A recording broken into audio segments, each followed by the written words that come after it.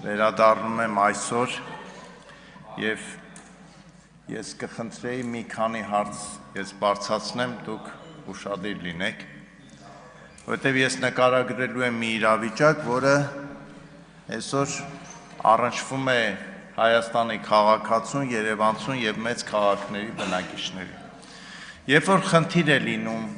ջրի հետ կապված, կոյուղի հետ կապված, մարդը մնում է մենակ, որովհետև թաղապետարանում ասում են, որ դա մեր գործը չի, Վեոլա ջուրը արձագանքում է այնքանով, որքանով ինքը այդ պահին հարմար է գտնում արձագանքել, որովհետև Վեոլա ջրի հետ հայ մարդը լավագույն դեպքում առնչվում է օպերատորի միջոցով, որևէ մեկին, որևէ հարցով Հայաստանի քաղաքացին չի կարող դիմել։ Կոյուղաջրերը դուրս են գալիս շենքից, թափվում են, տարածվում են, գեղեցիկ տեսարան են առաջացնում, լավագույն դեպքում գալիս է 60-ականների սարքավորումներով զինված 2-3 ծերունի աշխատակիցներ, որոնք կարճ լուծում են տալի այդ խնդրին։ Երբ որ երկար ժամանակ քաղաքապետարան, քաղաքապետարան, շատ հաջողությամբ այդ շրջանը պտտվում է, որովհետև ասում են Վեոլա ջուր, թաղապետարան, քաղաքապետարան եւ լուծում չի լինում։ Հիմա մի օրինակ բերեմ, տեսեք ոնց է իրականությունը։ Երևան թաղամասերից մեկը, գալիս են երկար բան են կտրում, փոս, հիմա խրամատ ասեմ, տրանշե ասեմ, կմեղադրեն հայերենը, որն ա դրա չգիտեմ։ Ուրեմն բոլորը ոգևորվում են, ասում են վերջապես եկել են սարքելու, պարզվում է այդքան երկար 4 շենքի մոտով, անմիջապես այդքան երկար քանդում են փողոցը, որ սարքեն ընդամենը մի շենքի կոյուղու այդ խողովակները, հարց, բա դուք չեք տեսել մոտով անցնող այս շենքերը, որը 50 տարեկան են, որ ունի նույն խնդիրը, այո, ճիշտ եք ասում, ափսոս չենք ֆայմե, բայց հիմա դա չենք կարող անել, մենք կլցնենք այս փոսը, հետո մի քանի ամիս հետո կգանք նույն փոսը կկտրենք, նոր դրած խողովակներ նորից կանենք, որ այդ 4 շենքերի խողովակների կոյուղու հարցը լուծենք, բայց ես վստահ եմ, որ եթե ես չզանգեմ, չփորձեմ, չխնդրեմ, ու այդպես էլ մնալու է, որովհետև որևէ մեկին հետարքիր չի բազմաբնակարան ապրող մարդու կյանքը։ Հիմա կասեք, չէ, հետարքիր է, մենք իրենց համար ենք աշխատում, ո՞նց եք աշխատում, էլի։ Ո՞նց եք աշխատում, որ անդադար խնդիրներ, սեփական, այսինքն ոնց են ճիշտ ասում, սեփական տուն ասեմ, որ մարդիկ հասկանան, մարդ խնդիր ունի այդ Վեոլա ջրի հետ, 15 մետր այն կողմից ինքը կարող է ջուր բերի, բայց Վեոլա ջուրը ասում է, չէ, ես հարմար չեմ գտնում, որ դու ջուրը այստեղից բերես, դու պետքա բերես 350 մետր հեռվից, քո հաշվին, քանդելով մի քանի փողոց, բնականաբար դրա համար վճարելով եւ այդ մարդը եթե այդ ջուրը օգտագործի մի 20 տարի, այդ ծախսած գումարի տեղն էլ դուրս չի գա եւ նա նախընտրում է դույլով հարևանի տնից ջուրը բերել։ Ու էլի այդ մարդը մենակ է մնացել։ Այս 3-4 տարի այդ խնդրով զբաղվեցի, չլուծվեց այդ հարցը։ Քաղաքապետարան, Վեոլա ջուր, քաղաքապետարան։ Բա ո՞նց եք հսկում, ինձ հետաքրքիր է, էլի, բա ո՞նց եք կարգավորում, ո՞նց եք հսկում, ո՞նց եք, բա դուք պետքա մեր շահերի, այսինքն մեր Հայաստանի քաղաքացու շահերի պաշտպանը լինեք, ու դուք ո՞նց եք թույլ տալիս, որ Վեոլա ջուրը որոշի, որ իր հետ Հայաստանի քաղաքացին չպետք է առնչվի։ Ոնց որ Yandex ծառայությունը լինի, որ ինչ կարծիք, ինչ բան։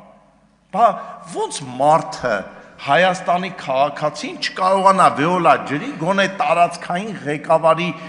զանգի կամ հանդիպի ասի ինգեր, էսի չեք անում։ Չէ, չկա, բա այդ ձեր ծառայությունը ինչ պիտի աներ։ Այդ պիտի աներ կարծում եմ։ Ամառը գալիս է, մարդիկ ամեն դեպքում Էրեբունու տարածքի ասում են ջրի որակը կտրուկ փոխվում է։ Շատ կտրուկ, այնքան կտրուկ է փոխվում, որ ջուրը չեն խմում։ Ջրի համար վճարում են, բայց ջուրը չեն խմում։ Ջուրը չեն խմում։ Այս 3-4 տարի նույն խնդիրն է։ Պատասխան փորձաքննությունը ցույց է տալի, որ ջուրը որ խմեք չեք մահանա։ Կյանքին վտանգ չի ներկայացնում։ Դա լավ պատասխան է դա։ Այսինքն խմելու ջուրը ուղղորդվում է դեպի ոռոգում, մարդկանց տալիս են ոռոգման ջուր, ու դա նորմալ է։ Ու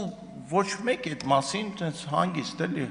Հետո գիտեմ ասելու եք, դե փաստեր բերեք, փաստերը կբերեմ, երբ որ նորից հունիս ամիսը գա, բայց միջև այդ նորից նույնը։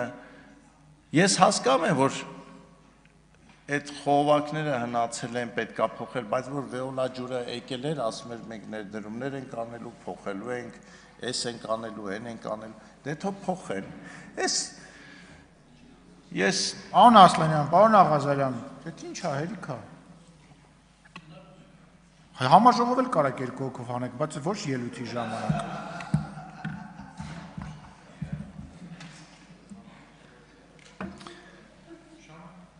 Հա, ես խնդրում եմ, եթե չեմ խնդրում, պահանջում եմ։ Ի վերջո, ձեր ծառայությունը պետք է այդ ամեն ինչի տեղը գցի, որովհետև սենց այս պտույտով մարդիկ ասում են գնում եք ազգային ժողով, փոխանակ մեր խնդիրներով զբաղվեք, շատ հաճախ իհարկե սխալ են, որովհետև իրանց խնդիրներով ենք զբաղվում, բայց այնպես ենք զբաղվում, որ իրենք գլխի չեն ընկնում, ոնց ենք զբաղվում։ Խասում են մեր օրվա խնդիրները, հարցերը, որոնք մենք փորձում ենք բարձրացնել ու հանդիպում ենք պատի։ Ձեր ելույթ չէ պետք է ունենաք եզրափակիչ։ Ես խնդրում եմ այդ մասին ասեք, էլի ասենք ոնց եք դուք հսկում, ինչն եք հսկում, ոնց եք հսկում, եթե անդադար այսպիսի խնդիրներ են։ Կառուցվում են բազմաթիվ բազմաբնակարան շենքեր, ձեր հետ դուք գոնե կարողանում եք ճշտել այդ հատվածով անցնող ջրագիծը, կոյուղագիծը, այդ հոսքը կարողանալու է ապահովել, այդ նոր սարքվող շենքերի կառուցապատողից պահանջում եք փոխել այդ ամբողջ շրջանը, չեք պահանջում։ Երկար ժամանակ նույնիսկ հեծը չէր պահանջում, որ փոքր այդ ինչա ենթակայաններ սարքեն եւ ամբողջ ծանրաբեռնվածությունը ընկնում է նախկին ենթակայանների վրա։ Ու այսպես մենք քննարկում ենք աստվածաբանական հարցեր էստեղ, չգիտեմ, ուզում ենք նոր տիպի եկեղեցի կառուցենք, բայց այդ հարցերը պարզակ մի օր լուծելու ենք, որովհետև եկեղեցին է պետք է վերակառուցվի, որովհետև 1441 թվին մեր եկեղեցին, երբ որ տեղափոխվեց Էջմիածին, կենտրոնը Հայաստանը անկախ չէր,